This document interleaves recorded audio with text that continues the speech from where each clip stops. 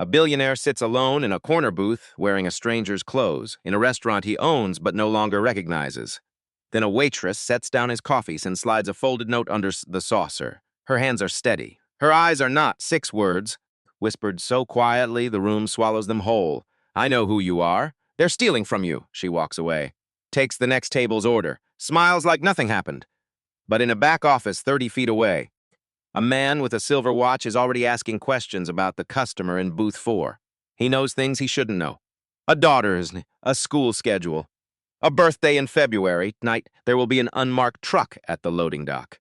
A typed confession she'll refuse to read, and 2 words sent from a phone at 11:52 that will pull a man out of his car and into the dark. The numbers didn't lie. That was the thing Warren Gideon had learned in 17 years of building restaurants from the ground up. Numbers didn't have moods. They didn't have bad days. They didn't tell you what you wanted to hear because they liked you. They just sat there on the page, flat, patient, waiting for you to stop avoiding them. He had been avoiding the Atlanta report for 11 days. Not consciously. He had read it multiple times. But reading and truly seeing were different things, and somewhere between the quarterly projections and in the customer satisfaction index, his mind kept sliding sideways into the safer territory of his other 46 locations. The ones performing well. The ones that made sense. Atlanta didn't make sense. Revenue down 24%, 8 consecutive months. Customer complaints up 38%. Employee turnover at 69%. 69. He set his espresso down, looked at that number again. In 17 years, he had never seen turnover that high at a location this size. People didn't leave jobs that paid fair wages and offered decent hours unless something was making them leave.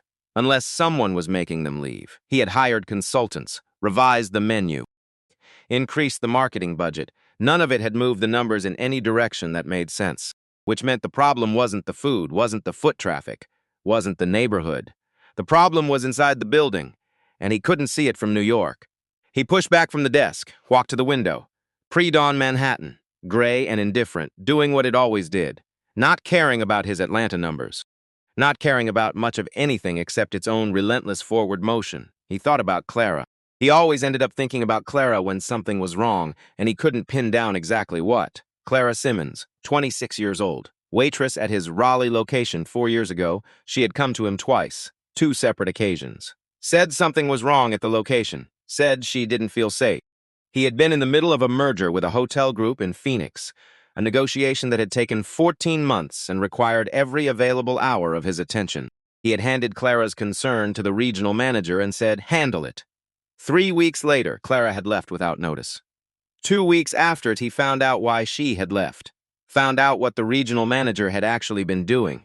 Found out that handle it had meant something very different to the person he trusted to handle it. He had arrived too late. He had been too busy. He had trusted the wrong system at the wrong moment, and a young woman had paid for it.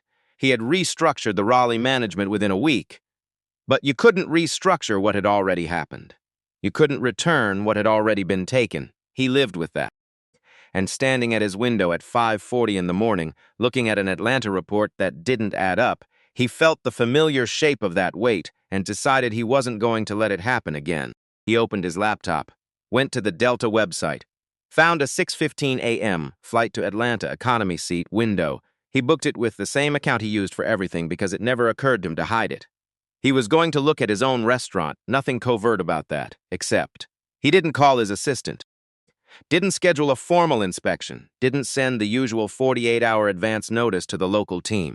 He closed the laptop, went to his closet, past the suits, all the way to the back where the ordinary clothes lived, the things he wore when he was just Warren. When he wasn't performing anything. Gray hoodie, dark jeans, work boots that had been Razizoled twice. The boots his assistant kept suggesting he replace, and that he kept not replacing because they fit correctly, and fit correctly was harder to find than it looked.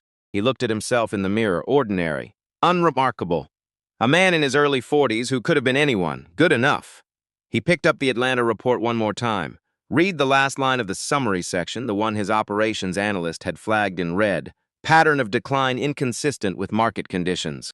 Recommend internal review. Internal review. His own cautious language filtered through his own cautious team, finally landing on the honest word. Something was wrong inside. He was going to go find out what.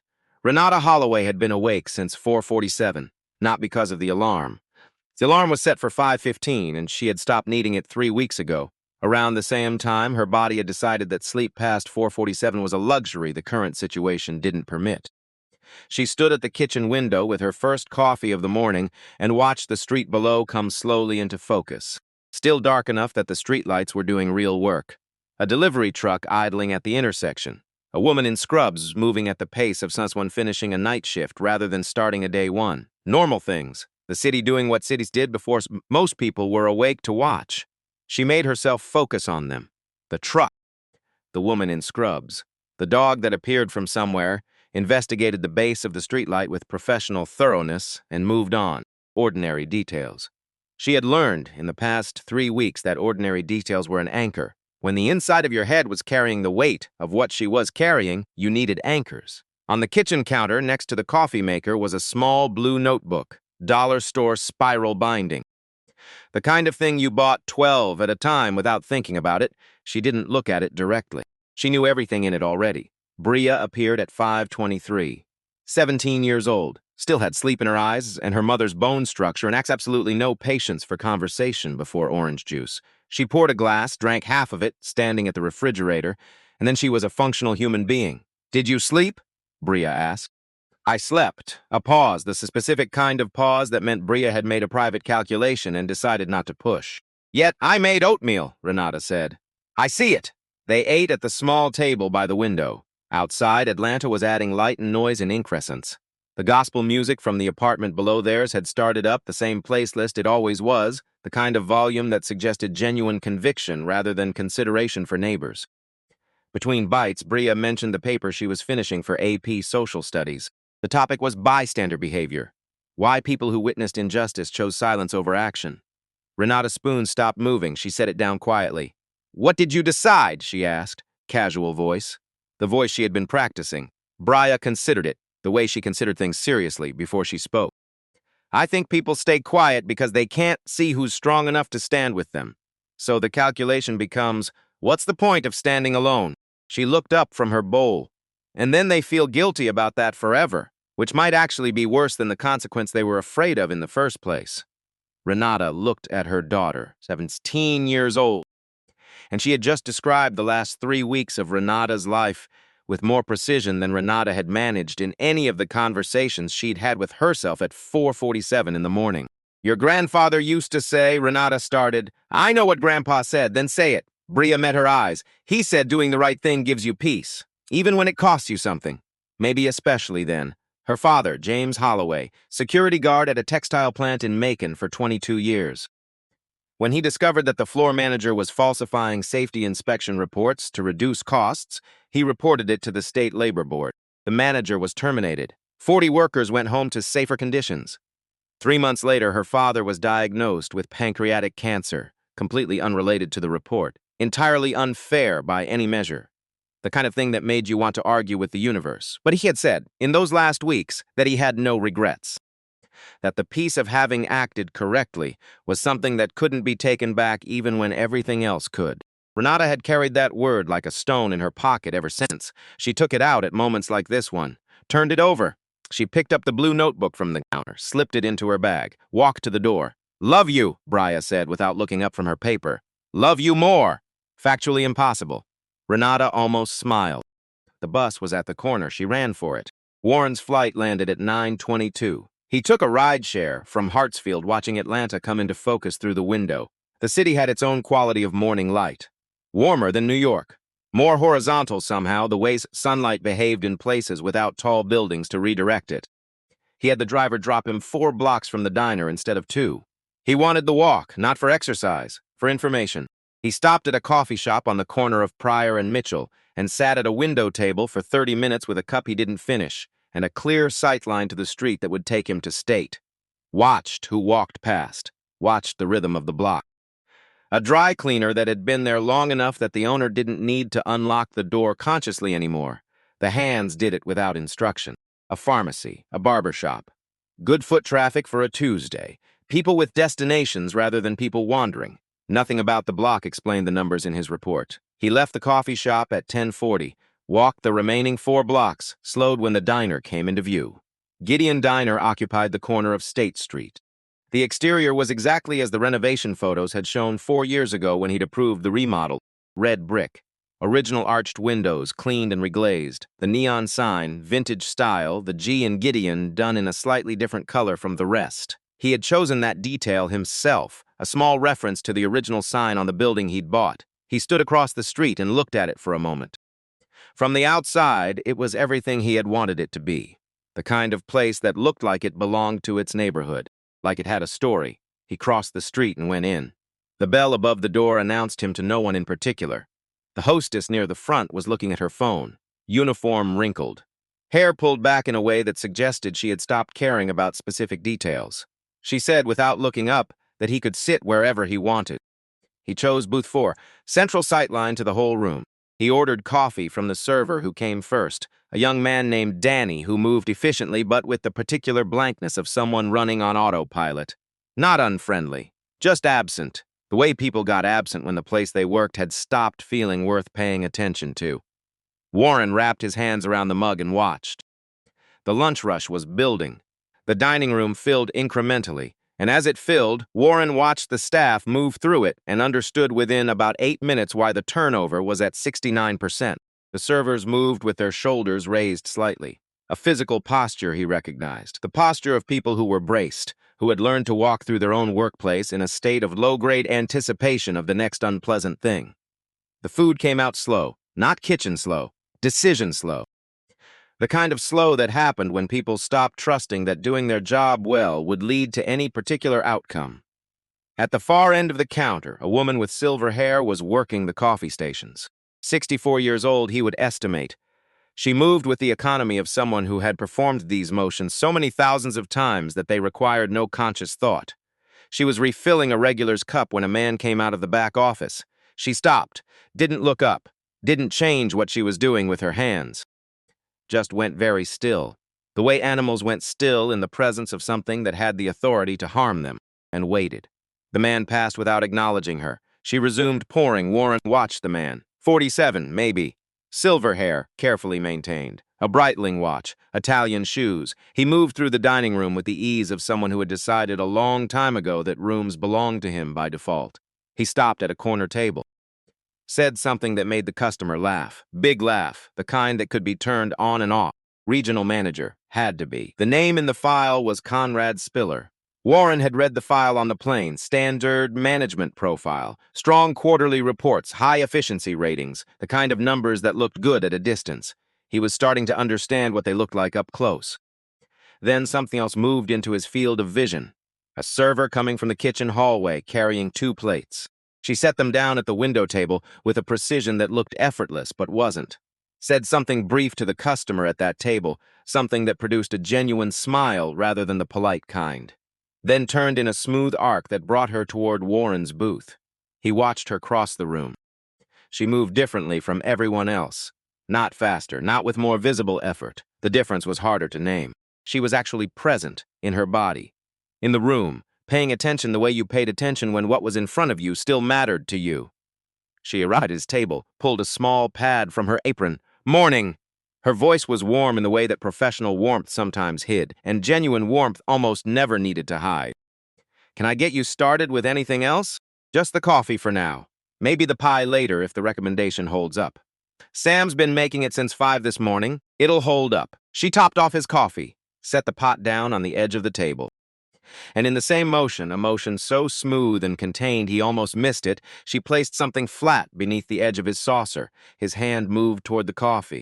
Stopped. Her eyes met his. 2 seconds, maybe slightly less. She kept her voice at a register that wouldn't carry past the adjacent booth. "I know who you are. They're stealing from you. Piedmont Park, tonight, North Gate, 8 o'clock. Come alone." Then at full professional volume, "I'll give you a minute to look at the menu." She was gone. He didn't move for a moment. The coffee cooled beside his hand. The restaurant did what restaurants did, carrying its noise and motion around him while he sat in the middle of it and tried to locate his own thoughts. He slid the note from beneath the saucer. "Read it once, read it again." Small paper, neat handwriting, slightly right-leaning, deliberate. Not someone acting on impulse. Someone who had thought about this. He put the note in his jacket pocket, picked up his coffee, and spent the next 40 minutes being exactly what he appeared to be. An ordinary man eating an exceptionally good piece of apple pie, watching nothing in particular. Except he was watching everything. He watched Conrad Spiller move through the dining room twice more. Watched the way the staff repositioned themselves when he appeared, subtle adjustments in trajectory, the way river water moved around an obstacle. He watched Trace Bellamy, the assistant manager, count cash near the register with his back angled to block the overhead camera. He watched the silver-haired woman at the counter, whose name tag read Opaline, pour coffee for a man in his 70s who had a specific mug preference and who Opaline already knew without being asked. And he watched Renata. He watched her bring extra crackers to an elderly man before he finished asking.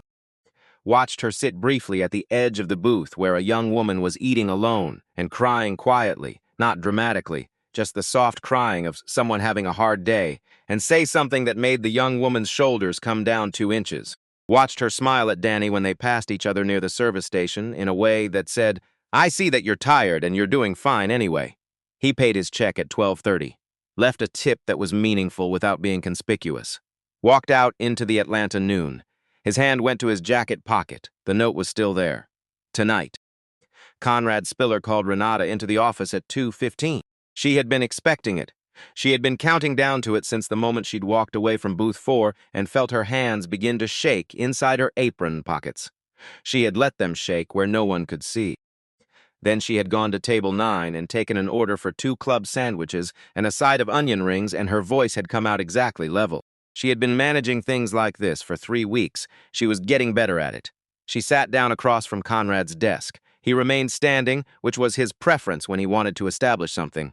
The desk between them, him on his feet, her seated, the geometry of authority. "You seem a little off today," he said. "Friendly concern." He was very good at friendly concern. "I apologize for that. Bria had a rough night. I think I caught some of her nerves. Bria." He repeated the name the way people repeated names when they wanted you to know they had them filed. "She's almost done with high school, right? 18 in February?" Renata kept her face neutral. He knew her daughter's birthday. She had known abstractly that he paid attention to things like that. Having it confirmed was different from knowing it abstractly. "She is," Renata said. "College applications must be stressful. For both of you." He sat down, folded his hands on the desk. "That customer this morning, booth 4. Gray hoodie. He was there almost 90 minutes. He seems like someone who needed a quiet place. We get those. Did he say anything to you?" He asked if the pie was good. "That's all? That's all." Conrad tilted his head slightly, the micro-adjustment of someone recalibrating. "I notice things, Renata. I want you to know that. What happens in my dining room, who sits where, how long they stay. It's my job to notice." "Of course. I'm glad we understand each other." He stood, which was the signal that the conversation was over. "Oh, one more thing. We want to make sure our best people feel stable here, feel like their future is secure." He let that sit for a moment. "Atlanta can be unpredictable. Circumstances change. I'd hate for any of our top performers to find themselves in a difficult position." He says it the way he said everything, gently, like something offered. Renata stood. Moved to the door at exactly the pace of someone who was completely fine. "Thank you, Mr. Spiller," she said. "I appreciate that." She walked to the women's restroom, closed the door, stood at the sink, ran cold water over her wrists, the inside where the pulse was. An old trick her grandmother had taught her. Something about cold on the pulse points, something about bringing yourself back into your body when your mind was trying to go somewhere else. It worked, mostly. She looked at herself in the mirror. He knew Bria's name, her birthday, her school. He had not threatened anything directly. He never did. But the shape of what he had said was a threat, the same way a shape on the floor was a shadow even if the thing casting it was out of sight. She thought about the man in booth 4, the gray hoodie, the stillness with which he had read the note. The way his hand had stopped halfway to his coffee cup and then, after a moment, moved again. She had watched him for 4 months before today. 4 months of serving him coffee on his irregular visits, once or twice a month, always the same booth, always with a book or a notebook, but more often just sitting and watching the room. She had noticed things about him. The way he tipped more on days when she could tell the staff was struggling. The afternoon Opaline had dropped a full tray of glassware, and he had been the first person off his stool, helping collect the pieces before Opaline had to kneel down. The way he spoke to Danny, who was 19 and still learning how to exist in spaces where adults expected things from him. Like Danny was someone worth speaking to. She had known who he was from the second month. A magazine in the pediatrician's waiting room. She had almost approached him then. But she hadn't known enough yet. She had needed to know what kind of man he actually was, not what kind of man his press coverage claimed he was. 4 months of watching had given her an answer. She dried her hands, unlocked the door, went back to the floor. She had 6 hours until the park. October in Atlanta still carried warmth after dark, but just barely. The air had given up some of its summer weight and gone cleaner, and the park at 8 in the evening had the specific quality of a place in transition between its daytime and nighttime selves. Warren arrived at the North Gate at 7:48, earlier than he needed to be. He had told himself this was logistics. It wasn't entirely logistics. He hadn't been nervous about a professional situation in a very long time. He had negotiated acquisitions that involved 9 figures. He had sat across from people who wanted to destroy what he'd built, and had done so without his voice-changing register. He had handled the Raleigh situation, the aftermath of it, without letting anyone see what it had done to him internally. This felt different, and he wasn't entirely sure why. He walked slowly along the path inside the North Gate. The park was busy enough for anonymity, joggers, couples. A group of older men playing cards at a concrete table under a lamp with the focused intensity of people who had been playing cards together for 20 years and had no intention of stopping. He heard her footsteps before he saw her. Quick, deliberate, the walk of someone who was always calculating something. She came through the gate in dark jeans and a brown jacket, hair down from the bun she'd worn at work. She moved differently out here than she had in the diner, and it took him a moment to identify the difference. At the diner, she carried the particular alertness of someone who was always being watched. Out here in the dark, she was still alert but differently. This alertness belonged to her, not to Conrad's office or the overhead camera angles or the question of who was watching her. She saw him. They fell into step together without greeting, taking the path that curved away from the main fountain area and toward the quieter north end of the lake. Neither of them spoke for the first 100 yards. Then she said, "You stayed for almost 90 minutes. The pie was exceptional. Sam starts at 5 every morning. He takes it seriously." A pause. "Conrad noticed you. He called me in after the lunch rush." "What did he say?" "Nothing specific. That's his method. He implies. He suggests. He mentions things he shouldn't know, like my daughter's birthday, like it's casual." She kept her eyes on the path ahead. "He's very good at making threats that sound like concerns." "How long has it been like this?" "The theft pattern started, from what I can document, about 18 months ago. The intimidation started when I began asking quiet questions, about 3 months ago. You've been documenting it. I've been documenting what I can see, which is limited to what my position gives me access to." She reached into her jacket pocket and produced the blue notebook, held it out to him. 3 weeks of specific records. Before that, I was still figuring out the scope. He took it, felt the weight of it, not physical weight, the other kind. "Walk me through it," he said. She did. 45 minutes. Steady pace around the lake. She talked the way she did everything, organized, specific, without embellishment. The register variants she'd first noticed in early October. The vendor invoices that didn't match delivery logs. The overheard phone call in the hallway that mentioned the Wednesday run. Conrad and Trace Bellamy's movements during the late shifts. The truck she had seen through the cracked window at the end of the kitchen hallway 3 Thursdays ago, backing up to the loading dock after midnight, things going out rather than coming in. He opened the notebook while she talked, read as she spoke. Her written records matched her verbal account with the consistency of someone who did not need to manage the story, because the story was what actually happened. "The vendor fraud alone," she said, as they completed the lake circuit and started a second loop. "If the pattern in my sample 3 weeks held for 18 months is, you're looking at a minimum of 800,000. Probably more, and that's before whatever the loading dock activity represents, which you don't know yet, not specifically. But the structure of it, the timing, the unmarked vehicles, the cash exchange I witnessed, it's not food. It's not restaurant supplies. Whatever Conrad is moving through that building, it has nothing to do with running a restaurant." Warren closed the notebook, held it. "Why didn't you go to the police?" he said. She glanced at him sideways, not irritated, just measuring whether he actually wanted the answer or whether he was asking reflexively. "The internal reporting line for this location runs through Conrad Spiller," she said. "I found that out on my 4th week. As for the police, there are 2 officers who eat at the diner regularly. Conrad treats them like friends, comps their meals. I have no way of knowing how far the relationship goes, and I can't risk finding out the wrong way. So you waited for me. I waited until I had something worth bringing to someone who could act on it and who I had reason to trust." She said it plainly, without apology. I've been watching you come into that diner for 4 months, Mr. Gideon. I know how you treat the people who work for you when you think no one important is looking. Warren processed that. 4 months. She had been watching him for 4 months, building a case for his character the same way she'd been building a case against Conrad. Parallel notebooks, in a sense. One written down, one kept in her head. What did you decide, he asked, that you were worth the risk? They walked in silence for a moment. The lake moved beside them, dark and steady. I have a daughter, Renata said, not as an explanation, as context. Bria, she's 17. She spent the last 3 weeks watching me come home from work carrying something I won't talk about. She's smart enough to know something is wrong and patient enough not to push. She paused. The reason I'm telling you this is because when Conrad mentioned her name today, her birthday, her school, I understood that staying quiet was no such a safe option I had been telling myself it was. There is no safe option now. There's only the option that gives me the best chance of protecting her.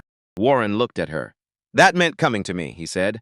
That meant coming to someone who could do something. Yes. She stopped walking, turned to face him fully, there on the path with the lake behind her and the park lights making uncertain shadows. I need you to understand something before you decide what to do with that notebook, she said. I'm not asking you to rescue me. I'm asking you to stand with me while I finish what I started. Those are different things. He looked at her for a long moment. He thought about Clara. He thought about the 14 months of a Phoenix merger while a young woman tried twice to tell him something was wrong. He thought about too late and the specific weight of that phrase when you had to carry it for years. What do you need from me tonight? He asked. Take the notebook. Have your financial team verify what I've documented, and come back tomorrow. Different table. I'll be there. And then we figure out what comes next. Together. He looked at the notebook in his hand. Small thing. Dollar store cover. Weeks of someone choosing to pay attention when it would have been so much easier not to. I'll be there at 10, he said. She nodded.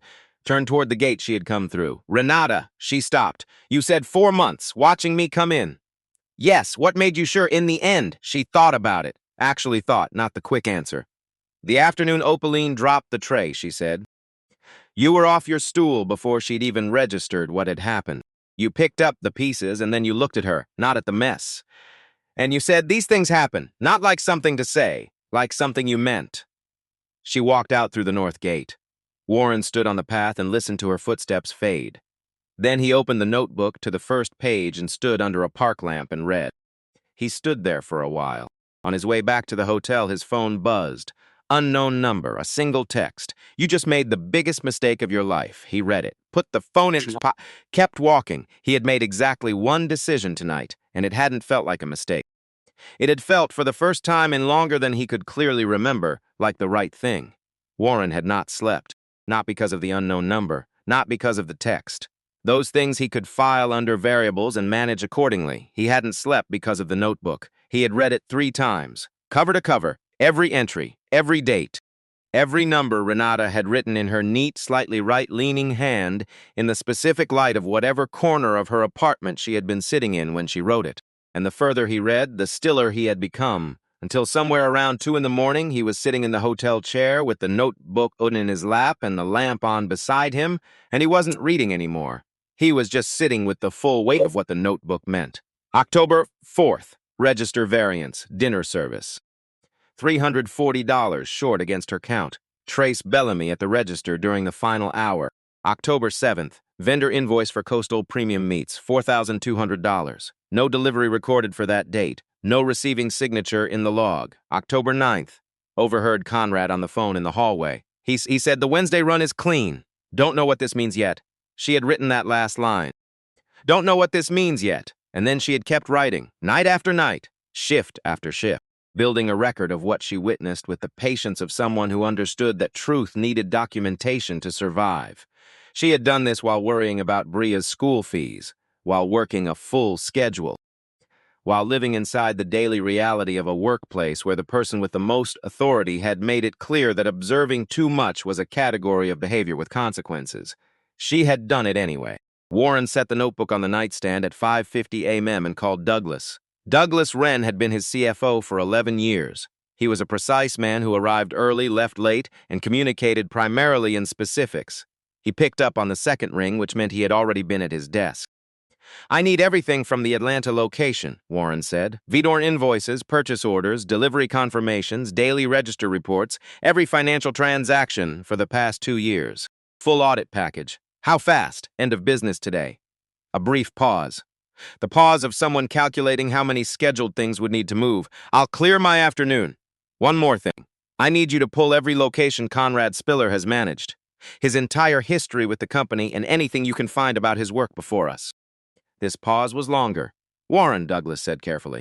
Should I loop in legal? Not yet, just the information first. He hung up, stood at the window, Atlanta at 6 in the morning. The sky doing the thing it did here, going from black to a particular shade of blue-gray that New York never quite achieved, the light arriving horizontally before it arrived vertically, laying across the city like something being placed gently rather than switched on.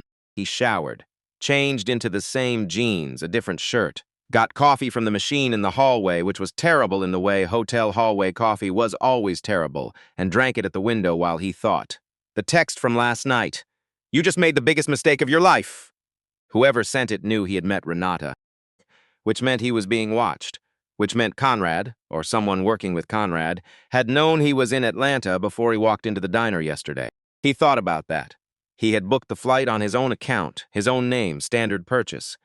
His assistant Jennifer had not been informed because he hadn't called her, which meant the information had come from somewhere else. He picked up the phone, called Jennifer.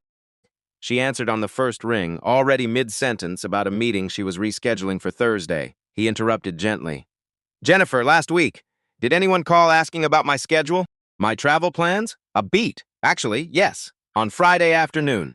Someone called the main line asking about your availability for a... Let me find it. He said it was a surprise quality review they were planning for the Atlanta location. He wanted to make sure you wouldn't be doing a formal inspection at the same time. Who was it? He said he was the assistant manager. A Trace, I think. Trace something. The sound of her looking at her notes. He seemed very organized, very professional. What did you tell him? That you hadn't scheduled anything formal, that you tended to do surprise visits on Tuesdays or Wednesdays when you traveled informally. A pause. Warren, did I do something wrong? No, he said. You did exactly what you were supposed to do. Thank you. He set the phone down. So, Trace Bellamy had called his office on Friday, had extracted the travel pattern from Jennifer without her knowing she was being mined for it, and then had told Conrad, who had had the entire weekend to prepare. Which meant Renata approaching him in the diner yesterday was not the spontaneous act it had appeared to be.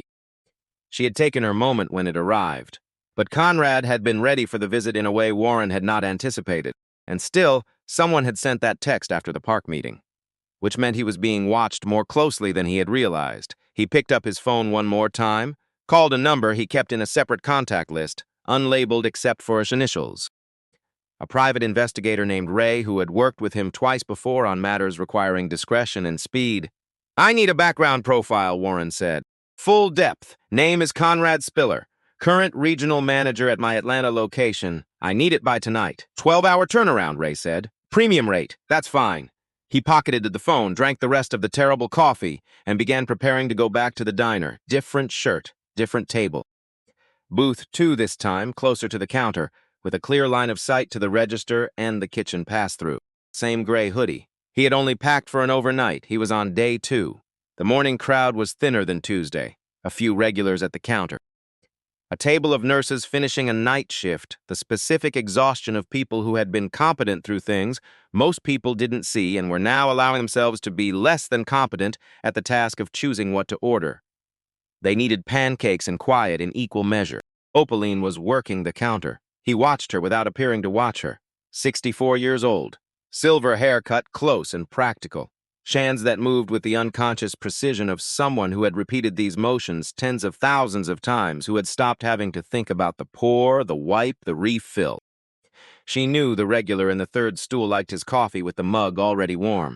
She brought it that way without being asked. She looked up once and caught Warren's eye. Brief, neutral, looked away. But in that look, he saw something that confirmed what he'd been building toward since yesterday.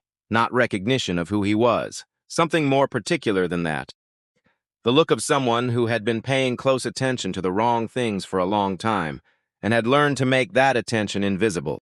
She knew something, too. He couldn't be certain yet, but he filed it. Renata came out of the kitchen hallway at 10:20. She was carrying 2 plates for the window table. She set them down, said something brief to the customer, and turned in the direction of booth 2 without looking at him directly. She arrived. Pad out. Professional. Morning. Then under it, just audible. Conrad is in early. Loading dock activity last night, after close. I couldn't see clearly. The Wednesday run, whatever that is, it's happening tonight. At full volume. Can I start you with coffee? Please. And the eggs if Sam's in. Sam's always in. She was gone. Warren spent the next 2 hours at booth 2, drinking coffee and eating eggs and watching Conrad Spiller conduct his morning. The man was good at his performance. Moved through the restaurant with easy authority, speaking to customers, checking in with staff, managing the visible surface of the operation with the smooth efficiency of someone who had done this professionally for years. He genuinely knew how to run a restaurant. Warren could see that. Which was the thing that made the rest of it more complicated, not less. Because the theft wasn't the product of incompetence. It was built alongside competence, layered underneath a functional operation designed to look like a failing one. He watched Trace Bellamy move between the stockroom and the back office 3 times in 2 hours, always carrying something, always with his back positioned to reduce visibility. He watched the interaction between Trace and the kitchen staff, the specific social geometry of people who were inside something and people who were not. He watched Renata. She worked every table with the same genuine attention she had shown yesterday. The nurses got extra coffee without asking. An older man at the counter who came in alone and ate slowly the way people ate when they were in no hurry to go back to wherever they came from, got a brief conversation with Renata that visibly improved his morning. Not performative warmth. The real thing. The kind that costs something to give, and Renata apparently gave without accounting for the cost. At 12:45, Conrad came out of his office and walked the room in the way he did, surveying, assessing.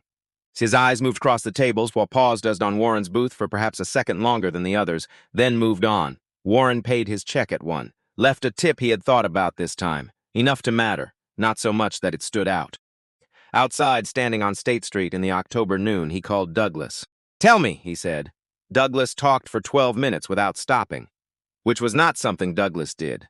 Douglas communicated in precise, bounded statements. When he talked for 12 minutes without pausing, it meant the information was too large for his usual compression. 41 fraudulent vendor invoices across 18 months. Company names that existed on paper, registered properly with tax identification numbers and mailing addresses, but that led, when Douglas's team followed the threads, to shell entities. 2 in Delaware, 1 in Wyoming, 1 in Georgia, registered 6 months before Conrad joined the company. The register variances, consistent his daily discrepancy between point-of-sale data and the daily cash report, ranging from $300 to $800 per day, every operating day for the full duration of Conrad's tenure. Total estimate, vendor fraud plus register skimming, between $1.2 and $1.6 million. This is not opportunistic, Douglas said. He had arrived at this conclusion before Warren had. The shell companies were created before he joined us. The accounting methodology was designed to stay below our automated audit threshold. Someone built this framework in advance. He knew what our threshold was. He would have, yes. It's disclosed in our management contract. Warren sat with that. Conrad had read the management contract, found the audit threshold, built his operation to stay beneath it, had started creating the financial infrastructure months before he started the job. This was not a man who had arrived and seen an opportunity. This was a man who had arrived with a plan he had made somewhere else. Ray's report came through at 5:30. Warren read it the way he had read Renata's notebook, slowly, without rushing past the parts that were difficult. Conrad Spiller, born 1977, Nashville, Vanderbilt business degree. Moved into restaurant management in his mid-20s with clear competence and genuine ambition. Built Spiller Table, a Memphis-based regional chain from a single location to 14 over 8 years. By any measure, a success story. And then 2011. Meridian Restaurant Partners, a larger hospitality group, had approached Spiller Table about an acquisition. The deal had been structured on paper as a partnership. What it actually was, reading the legal documents Ray had obtained through a court filing from the subsequent lawsuit, was a hostile acquisition disguised as a collaboration. Conrad's equity stake had been calculated using a valuation methodology that his own attorneys had challenged unsuccessfully. He had received a fraction of what the company was worth. The transition plan, which had promised him a senior role in the merged entity, lasted 4 months before he received a termination notice by email. On a Friday afternoon, he had sued. The suit had been settled out of court under seal. The settlement, by Ray's estimate based on tax filings, had been insufficient to compensate for what was lost. Within 18 months of the settlement, Conrad had sold his house. 12 months after that, his marriage had ended. For 2 years, his record showed almost nothing. Small consulting work. A single restaurant attempt under a new name that closed in 11 months, and then he had resurfaced. Regional management roles. Different companies, different cities. Ray had flagged 3 prior locations where Conrad had served as regional manager. At 2 of them, the host company had experienced significant unexplained losses attributed to vendor fraud and operational decline within 18 months of his arrival. Both companies had sold those locations at reduced valuations. The buyers in both cases were entities that Ray's investigation suggested were connected to Conrad through intermediaries. At the 3rd location in Nashville, the owner had fought the resulting fraud charges for 3 years, had won, ultimately, but the legal costs had consumed everything he had saved. And then there was the Louisville case. Ray had written a single line about it, separate from the others, set apart by a space. Marcus Webb, Louisville, KY, no longer operating. Outcome per attached. Warren opened the attachment. Read it. Set his phone face down on the table. He sat for a long time. Marcus Webb had been 44 years old. He had run a single restaurant in Louisville for 11 years. He had not had the resources to fight the fraud charges Conrad's operation had constructed against him. He had sold the restaurant at a loss, and 8 months later he was not there anymore. Warren picked up the phone again, turned it over, looked at the ceiling. 8 restaurant owners. 8 people who had built something and had it taken from them by a man who had experienced having his own thing taken and had decided, somewhere in the wreckage of that experience, that the correct response was to become the machine that had destroyed him. This was not about money. The money was real and the money was significant. But what Conrad was doing was not primarily about money. It was about something older and more corroded than that. He called Ray back. The entities that purchased the 2 locations after Conrad's operators sold. Can you trace them any further? Already did. 3rd layer in, they connect to a holding company in Georgia, registered 14 months ago. 14 months ago, 2 months after Conrad joined Gideon Hospitality. So Conrad wasn't just stealing from the locations he managed. He was degrading them to the point where they could be acquired cheaply, by him, under other names. Warren's restaurant wasn't failing. It was being prepared to be sold. He set the phone down, stood up, went to the window. Atlanta at 6 in the evening. The city going amber in the horizontal light, the kind of late afternoon that made ordinary things look like they had been specifically arranged. He thought about what Renata had said in the park.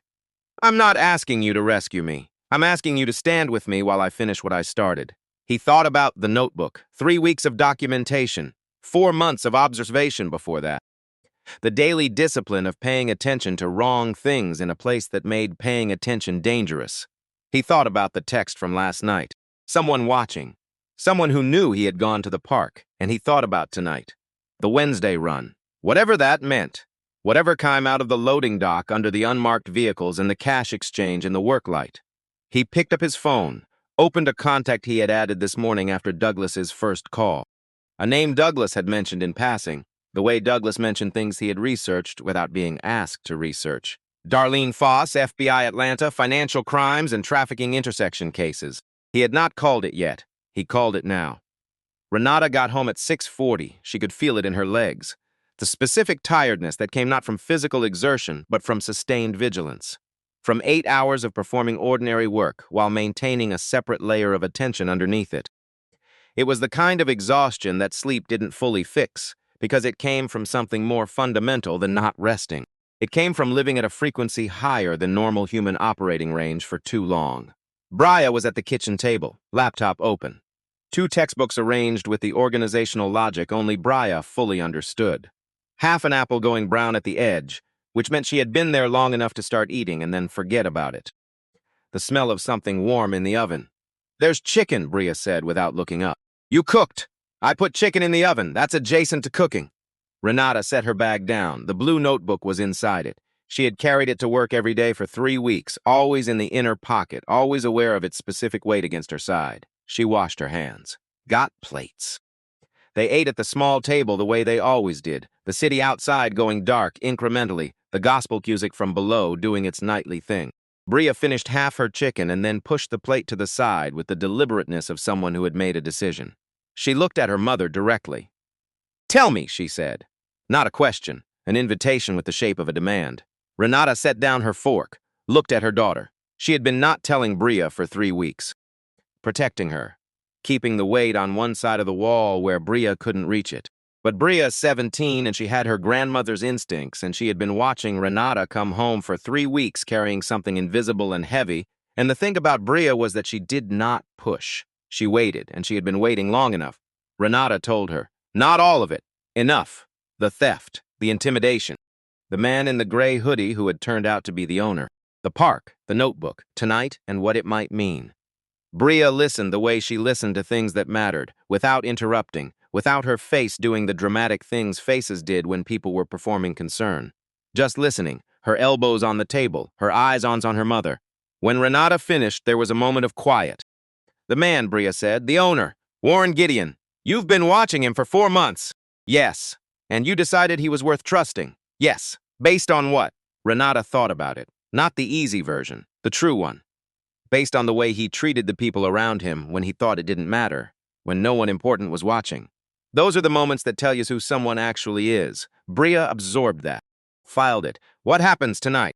I'm on closing shift. There's activity at the loading dock after close on Wednesdays. I need to see what's happening and document it. Warren is going to be outside Sisop, and if something goes wrong, I have his number. And I've called Mrs. Ellard, their neighbor in 4B, who had a spare key and who had agreed, without asking for specifics, to be available tonight. Mrs. Ellard was the kind of person who responded to quiet requests from neighbors she trusted without requiring explanations.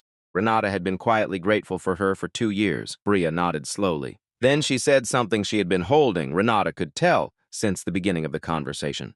Grandpa's thing, Bria said. About peace, about the cost. She paused.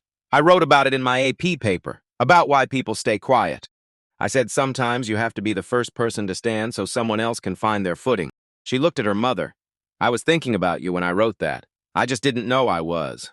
Renata felt something move in her throat that she did not have words for, the specific sensation of being seen accurately by someone who loved you. She reached across the table, covered Bria's hand with hers. After tonight, she said, I think things change. Good change or hard change? Both, probably. Bria turned her hand over and squeezed back. Then I'll be here either way. They finished dinner. Washed the dishes together. Renata went to her room to change into her work clothes. She stood in front of the small mirror on the back of her closet door. She was scared. She had been scared for 3 weeks, and she was still scared, and she had stopped waiting for the fear to go away before she acted, because it wasn't going to. Fear was not a condition with a resolution. It was a condition with a choice. She picked up her bag, the notebook inside it. She thought about the man in booth 4 yesterday, the 2 seconds when their eyes had met, the way he had gone very still, not frozen, still.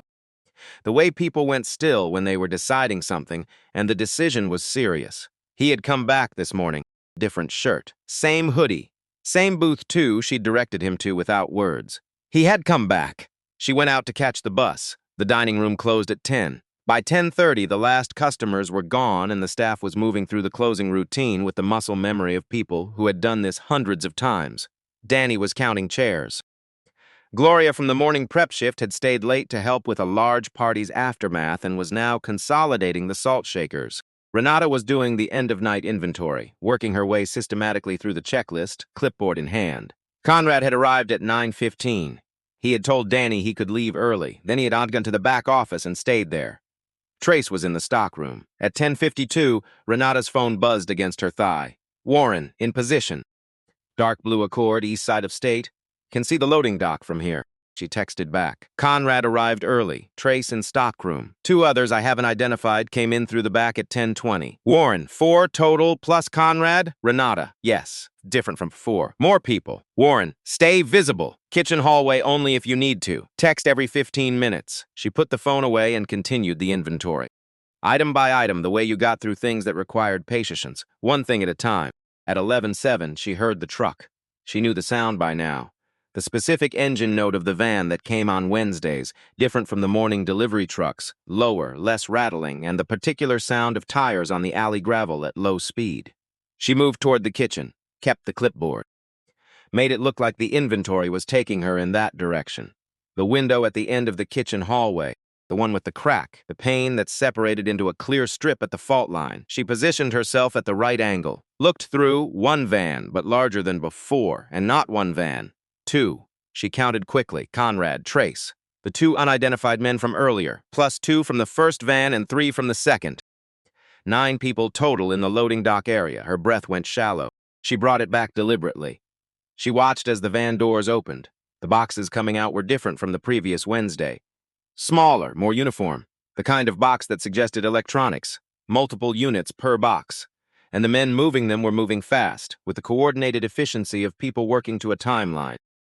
She had her phone out, camera. She positioned it low, below the window ledge, angled up through the crack.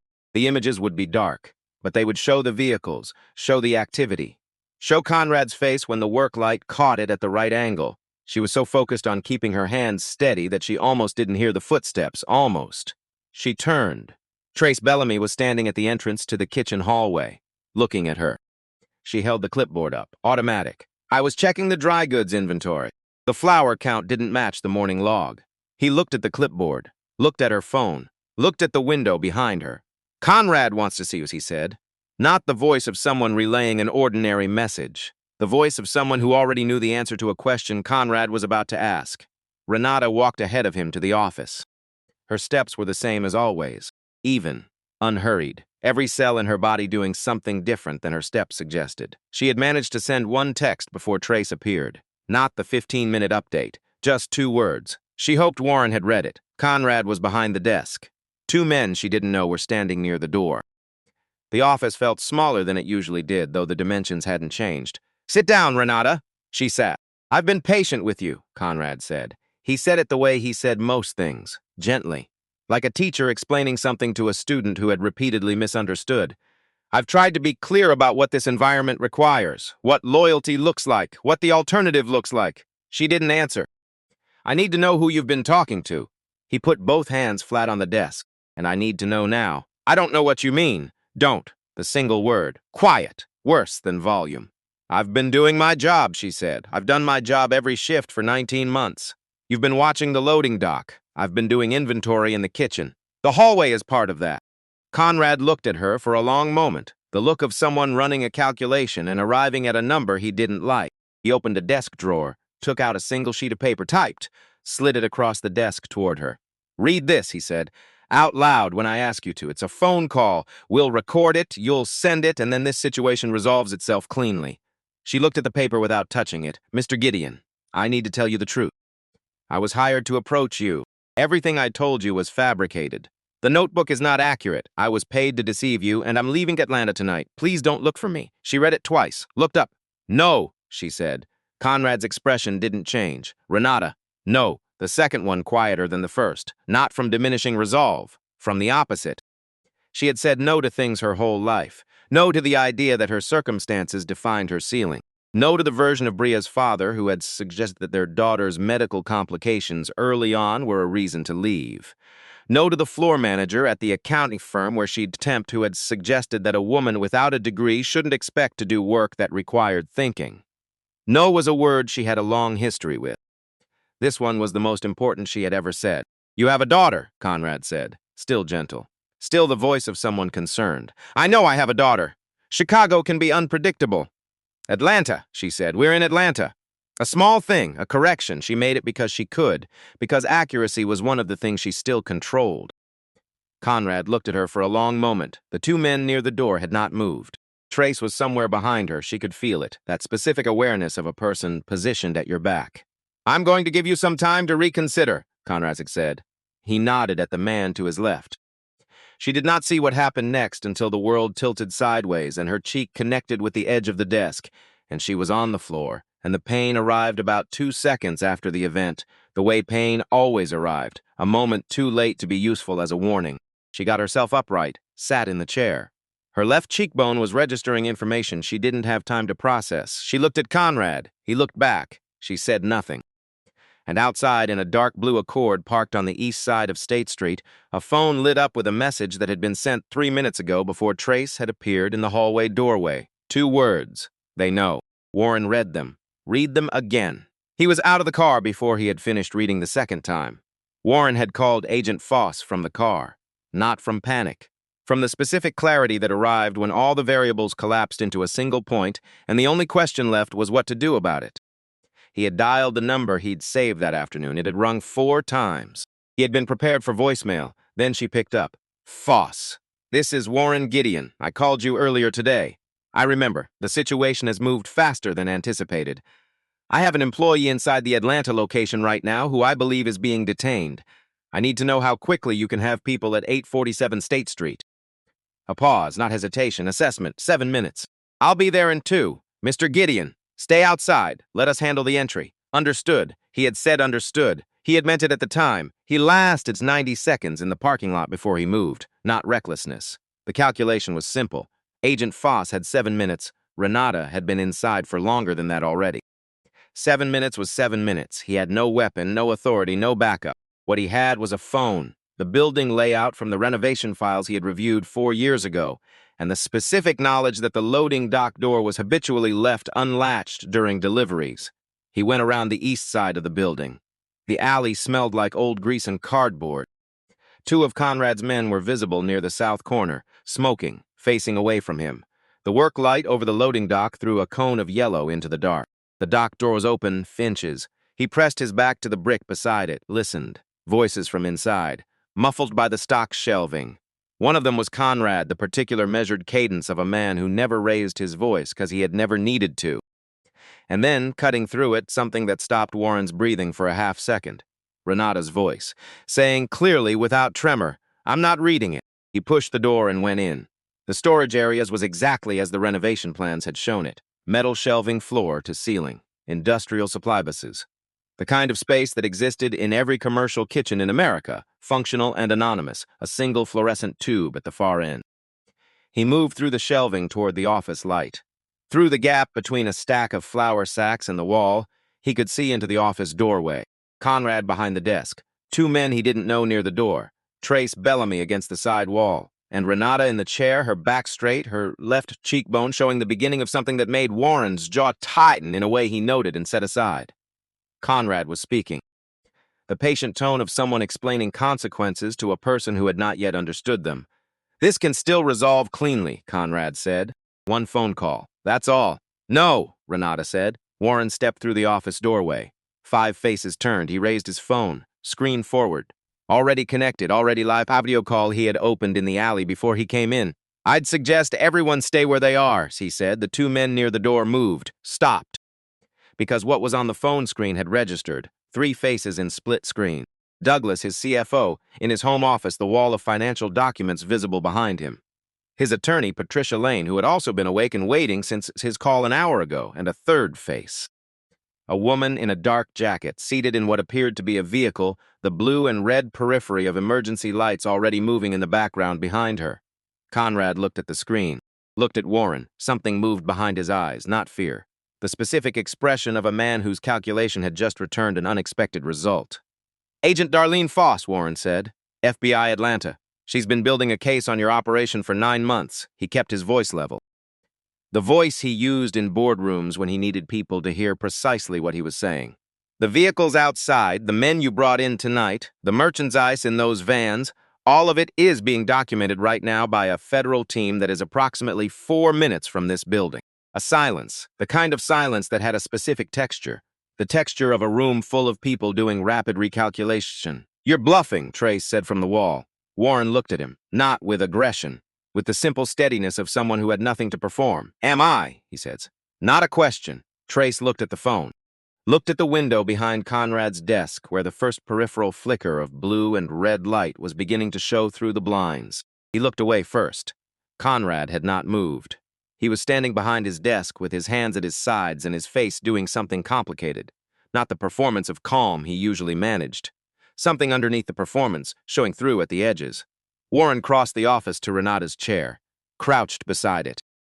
She was looking at him with an expression he couldn't entirely read, not relief. Something more specific than relief. Her hands were not bound. He had half expected them to be. She had been sitting in the chair of her own will, which told him something about what kind of situation this had been, not physical restraint. A different kind. "Can you stand?" he asked.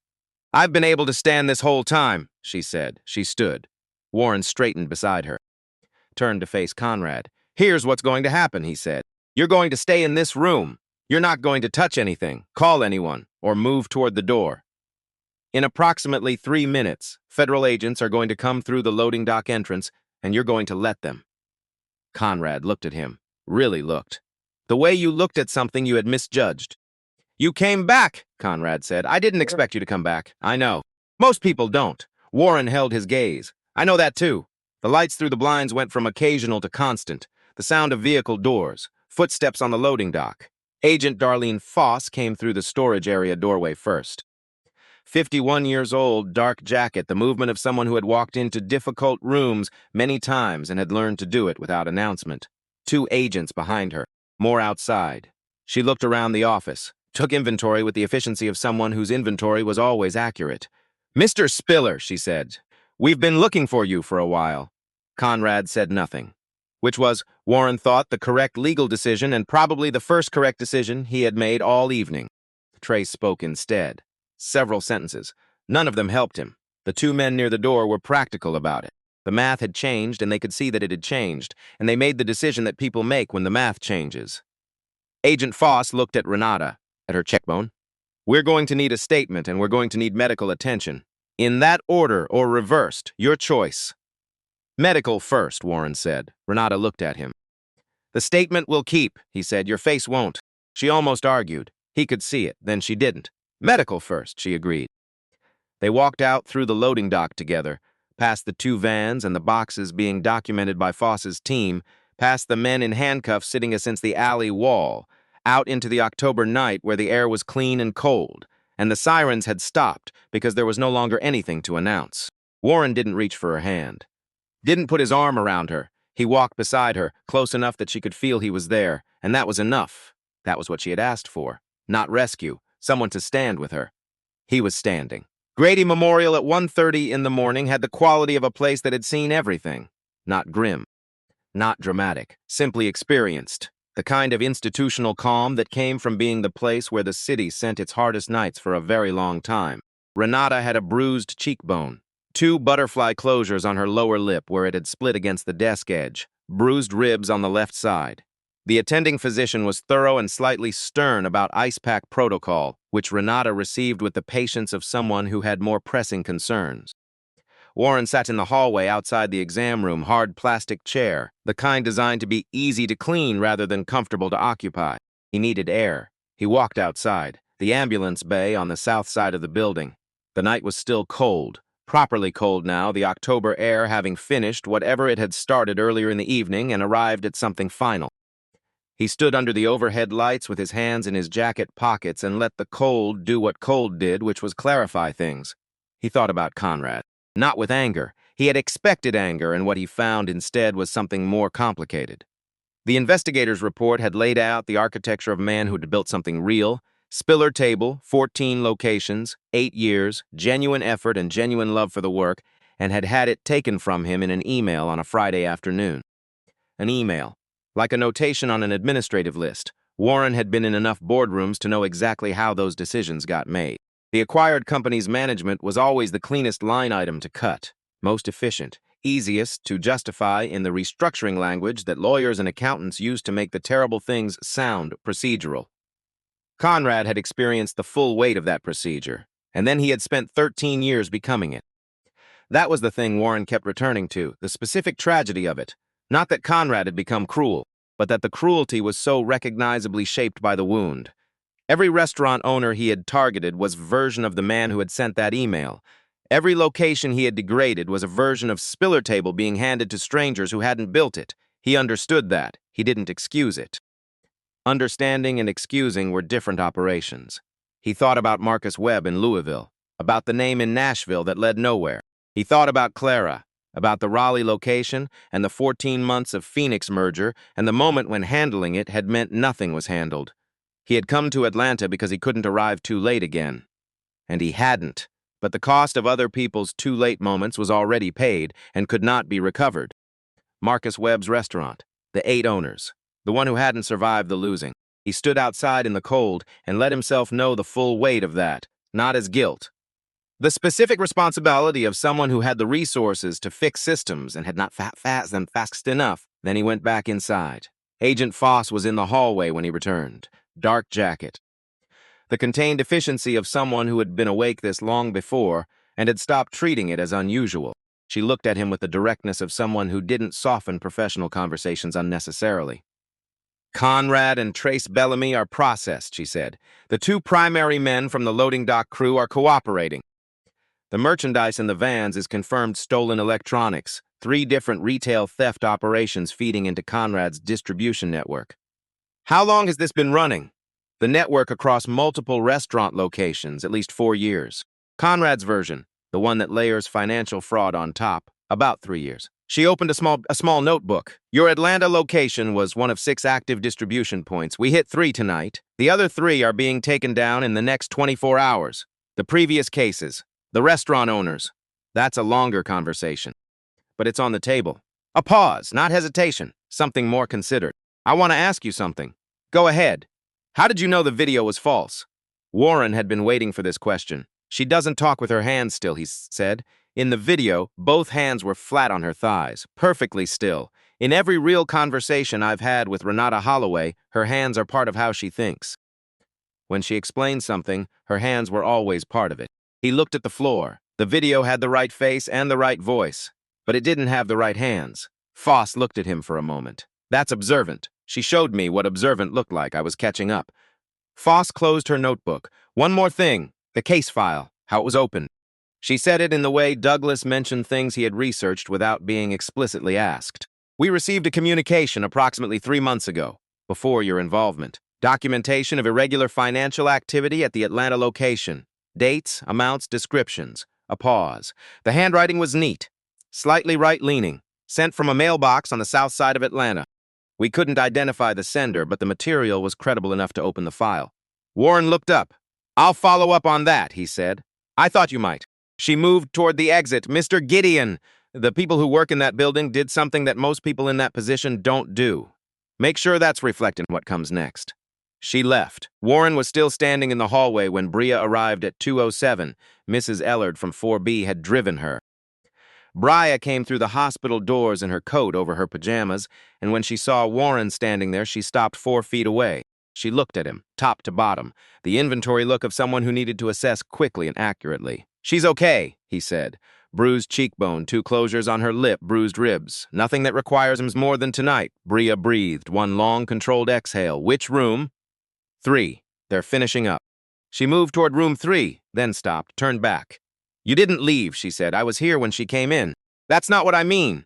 Bria looked at him with the direct attention of her mother in a younger face. She sent you 2 words, and you got out of the car. Yes. Why? Warren thought about the honest answer, not the impressive one, because she had been doing the right thing alone for 3 weeks. And I wasn't going to let her keep doing it alone. Bria looked at him for a moment, the inventory look completing itself. Okay, she said. That's enough for now. She went to room 3. Warren sat back down in the plastic chair. Let the hallway do its quiet, fluorescent, institutional thing around him. He thought about Foss's question. How did you know? The hands. The specific detail that had broken through 15 minutes of believing the wrong thing. He thought about sitting in his New York penthouse 11 days ago reading a number, 69%, and deciding that number meant something he couldn't see from that distance. He had arrived. He had not arrived too late. This time, the exam room door opened at 3:20. Renata came out in the clothes she had gone in with, minus the apron. 2 butterfly closures on her lip, a bruise across her left cheekbone in the early colors, purple and yellow-green at the edges. She moved with the slight, careful deliberateness of someone whose ribs were reminding her they existed. She looked at him, then past him, looking for Bria. She went in about 20 minutes ago, Warren said. She said to tell you she's not leaving until the doctor finishes the paperwork. Something crossed Renata's face. Not surprise. Recognition. That's Bria, she said. They stood in the hallway, the fluorescent light doing what it did, which was illuminate everything without flattering anything. You got out of the car, she said. I lasted 9 dulcescents. I know. I heard you come in through the dock. I knew you were there about 20 seconds before Conrad did. He looked at her. You didn't show it. Showing it would have given you away. She met his eyes. I needed Conrad looking at me, not at the door. He absorbed that. The calculations she had been running while sitting in that chair, while Conrad was talking, while the 2 men were standing near the door, she had heard Warren coming, and had kept Conrad's attention on herself so Warren could get into position. Not a victim waiting to be found, a person running a parallel operation from a chair. "You knew I would come," he said. She looked at him for a moment, something settling in her expression. "I knew you wouldn't stay in the car." "How?" "Because of the way you got off your stool the afternoon Opaline dropped the tray. You didn't think about it. You just moved. That's who you are when the situation requires something of you." She paused. "You move." Braya appeared from room 3. She was carrying Renata's jacket over one arm because of course she was. She looked at both of them, made a private assessment, held the jacket out to Renata, and then held the door for her mother, with the composure of someone who had decided how the next few minutes should go and was implementing that decision. "Let's go home," Bria said. Not a question, a resolution. They walked out of Grady Memorial Hospital at 3:41 in the morning into an Atlanta night that was cold and clear and entirely indifferent to what had just happened inside it, which was fine. The city didn't need to know. Some things were complete without an audience. What happened next was the work. And work, in Warren's experience, was never the dramatic part. The dramatic part was the night in the alley, the conversation in the park, the moment in the office when Conrad had looked at the phone screen and understood that his calculation had failed him. The work was what came after, sweeter, longer, more consequential. Agent Foss's team completed the takedown of the remaining 3 distribution points within 36 hours. The network Conrad had built across restaurant supply chains in the Southeast had involved 11 locations in 4 states, 14 arrests total. The merchandise recovered represented 3 separate organized retail theft operations whose connection to the restaurant industry had made them difficult to trace. Conrad Spiller was charged with federal wire fraud, organized merchandise trafficking, extortion, and assault. His attorney was good. The case against him was better. 9 months of FBI groundwork combined with Renata's documentation, Douglas's financial audit, and the coordinated multi-location takedown produced a file that could not be managed away. Trace Bellamy cooperated with investigators within 48 hours. He was the kind of person who had told himself for 18 months that what they were doing was not as serious as it looked from outside.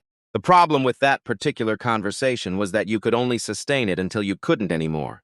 He cooperated because cooperation was the only remaining door that opened onto anything he could live with. The previous cases: 8 restaurant owners across 13 years. 3 had their records cleared within the first 6 months. 2 received financial settlements from a civil suit that Warren's legal team helped facilitate. The Louisville case was reopened and its surviving records were re-examined. The Nashville case remained the hardest part of the story. Marcus Webb had been 44 years old. He had built 1 restaurant in 11 years. He had not had the resources to fight what Conrad's operation had constructed against him, and he had sold at a loss, and 8 months later he was not there anymore to receive what came after. Warren thought about Marcus Webb on certain mornings, not with the guilt that had once attached itself to Clara, the guilt of too late, of not having paid attention when attention was still useful. That guilt was a different shape. This was something else, something colder. The recognition that systems permitted what systems permitted, and that the people with the resources to change systems had an obligation that most of them never fully acknowledged. He thought about Clara, too. He always thought about Clara eventually. But the shape of it had changed.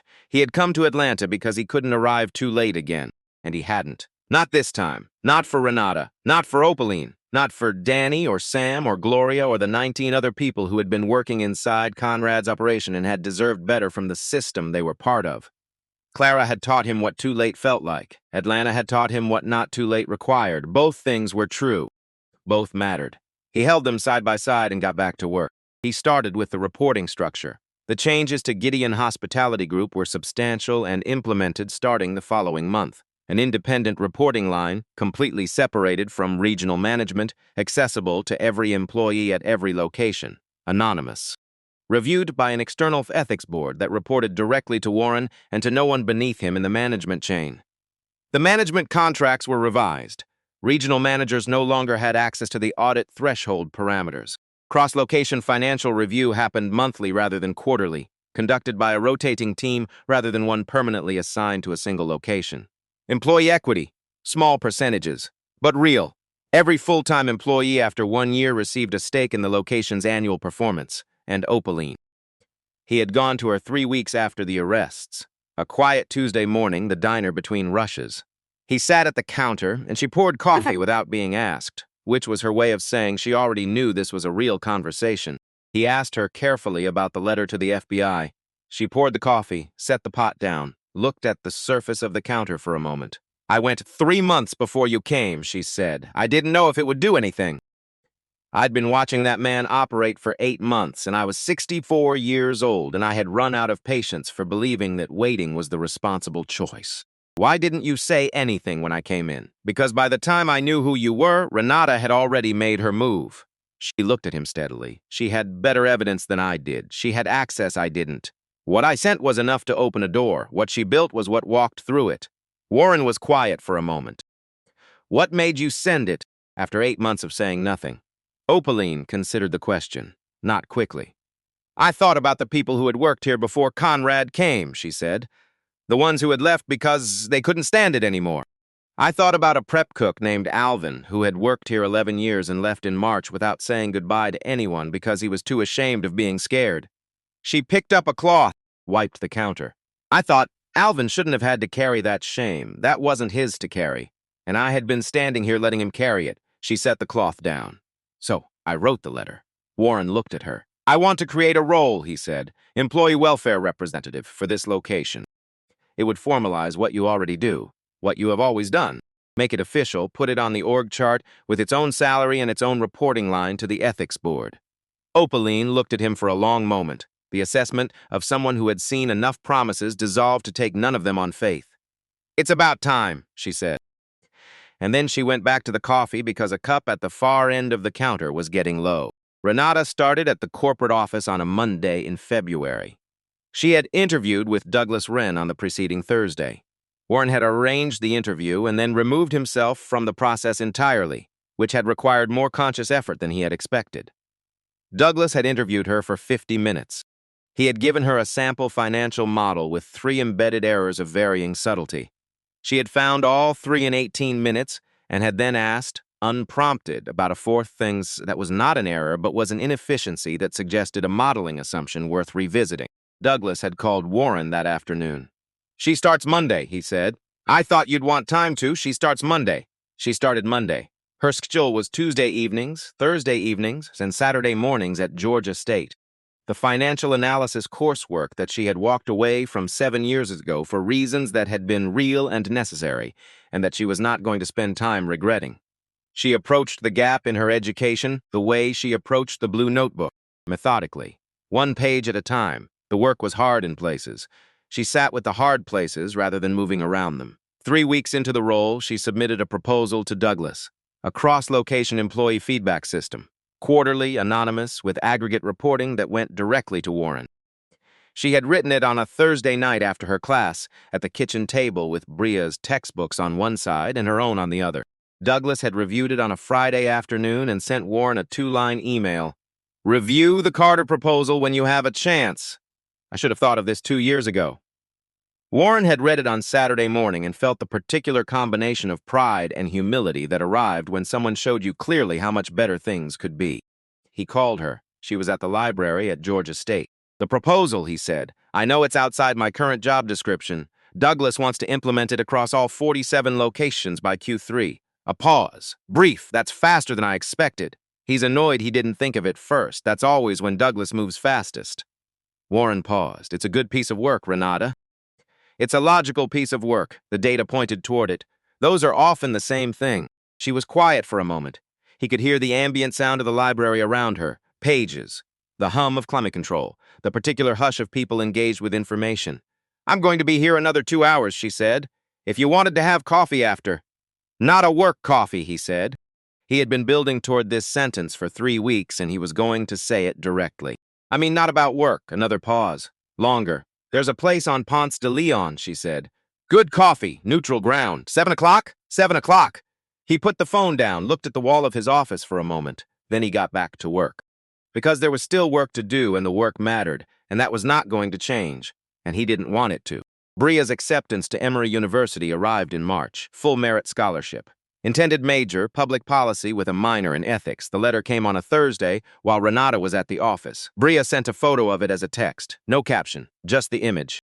Renata read it at her desk and then set her phone face down and looked at her office wall for 60 seconds because she needed 60 seconds and she was going to take them.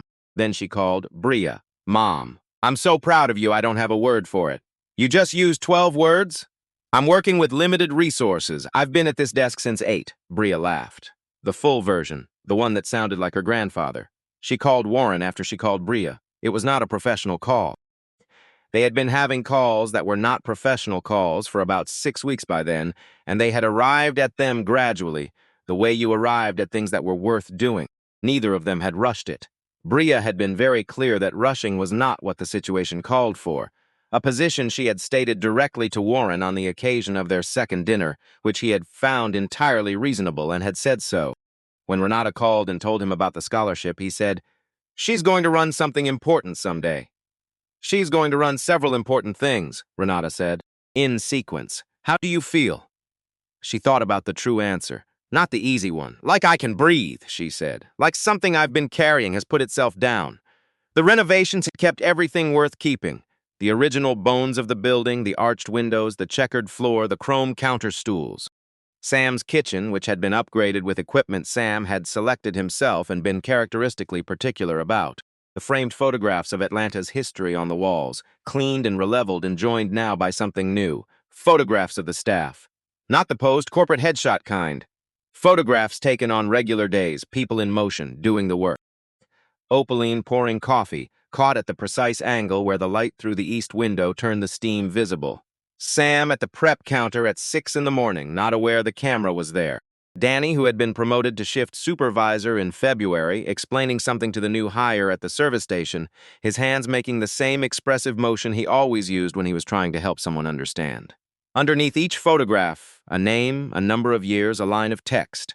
Not a job title, a line that meant something. Opaline's photograph was the one nearest the door, the frame positioned at eye level so it was the first thing you saw when you came in. Her expression in the photograph was the expression of someone who had been asked to hold still and had agreed to it under active protest.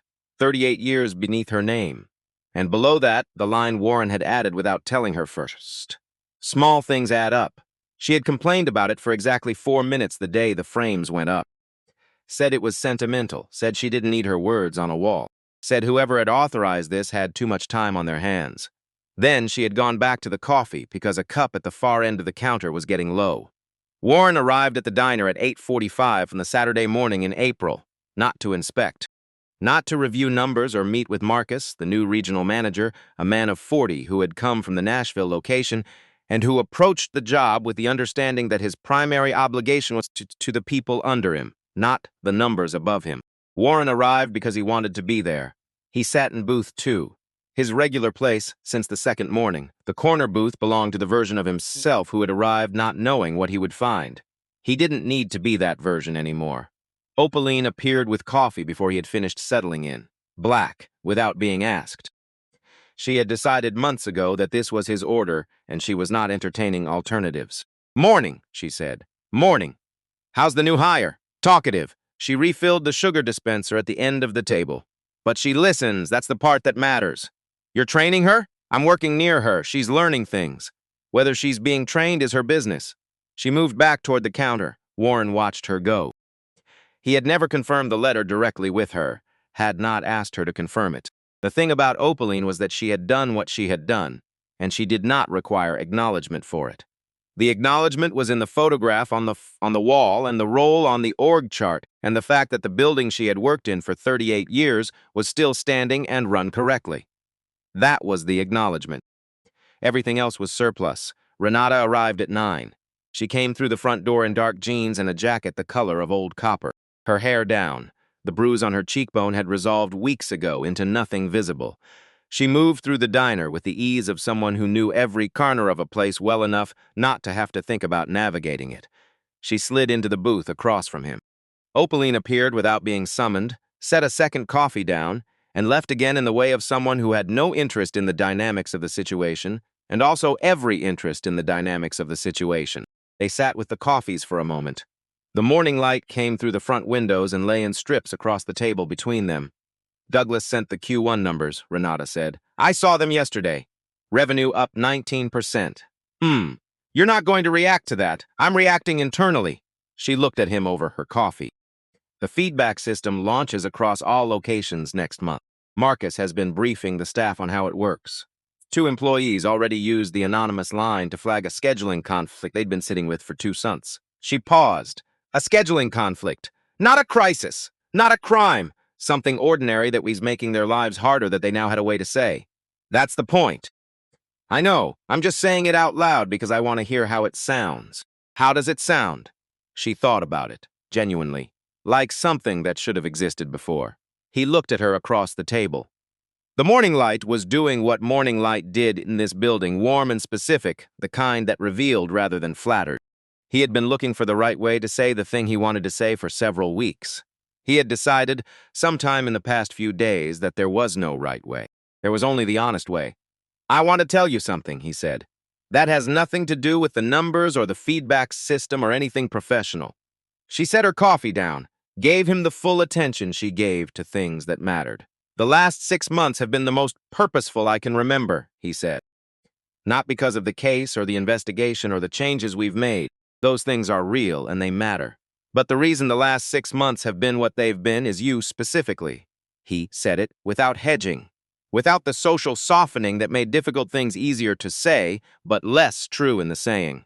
Because you showed me what it meant to actually pay attention to the people around you and what they were carrying. I had built something I thought was good, and I had stopped looking closely enough to see how it was actually working. You had been looking the whole time. Renata was quiet. Processing, not performing processing, actually doing it. I've been thinking about you differently than professionally since sometime in November, he continued.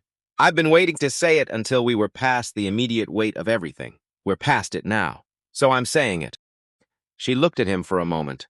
Outside the window, Atlanta's Saturday morning was in full operation. A woman with a stroller navigating the sidewalk gap where the pavement lifted. A man on a bicycle with a basket full of something he was delivering somewhere. 2 older men at the bus stop, deep in the kind of conversation that had clearly been ongoing for years. I've been thinking about you differently than professionally since November, too, Renata said. She said it plainly, the way she said everything that was true. And I've been waiting until it felt like we were standing on ground that belonged to us and not to everything that happened. Does it feel like that now? She looked around the diner, at Opaline at the counter, at Marcus visible through the kitchen pass-through, at the photographs on the wall, at the table where they were sitting, in the building where everything had started, which had been remade without losing what it had always been. Yes, she said. It feels like that now. Warren picked up his coffee. She picked up hers. I should tell you, he said, that Bria asked me 3 weeks ago what my intentions were. Renata closed her eyes briefly. She didn't. She did, very directly. In the parking lot after our second dinner while you were getting your jacket. What did you tell her? That they were serious and long-term, and that I understood her mother was not a person who did anything casually, and that I had no interest in casual. Renata looked at him. And she said, good. Then she got in the car. Renata was quiet for a moment. Then she said, she told me you passed. She told me I had potential, which I understand is different. With Bria it is, yes. Opaline materialized from the direction of the counter. Refilled both coffees with the economy of someone who had done this 38 years and had opinions about everything and expressed them selectively. She looked at the 2 of them, at the table, at the coffees, at whatever was visible in the space between the 2 people sitting across from each other in the morning light. She said, first dates should be neutral ground. You should have used somewhere else. Renata looked at her. This is not a first date. I know, Opaline said. I'm saying the first one should have been neutral ground. This one you can have here. She set the coffee pot down. You've earned the right to sit in this building and be happy in it. She went back to the counter, to the regular at the 3rd stool, to the cup that needed filling, and the morning that needed doing, and the 38 years of small, faithful things that had accumulated into something no single dramatic gesture could have built. Warren looked at Renata. She was looking at Opaline. Her expression was the expression of someone who understood fully what they were looking at, not sentiments. Something more durable than sentiment. The recognition that ordinary faithfulness sustained long enough became its own kind of foundation. She sent the letter, Renata said quietly. Not a question. 3 months before I walked in. Renata was quiet for a moment, then, I know. I've known since January. I didn't ask her about it directly. I didn't need to. She paused. She did what she could do, and that's all any of us did. Warren looked at Opaline at the counter. The silver hair, the efficient hands, the photograph on the wall by the door where the light caught correctly every morning. Small things add up. 38 years of showing up, of noticing, of pouring coffee for people who needed it, and holding still when the wrong person walked through, and finally, when the patience for waiting had run all the way out, writing something down and putting it in an envelope and walking to a mailbox on a weekday afternoon and dropping it in.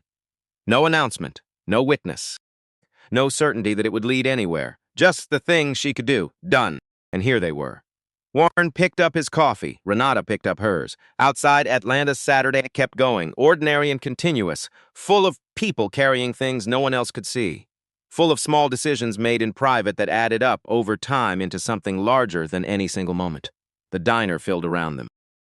Sam's kitchen was running. The smell of something made from scratch coming through the pass-through, the way it always did, the way it had for 22 years, because that was the thing Sam knew how to do and no one had been able to take it from him, and now no one was going to try. The morning went on, and it was enough. It was everything.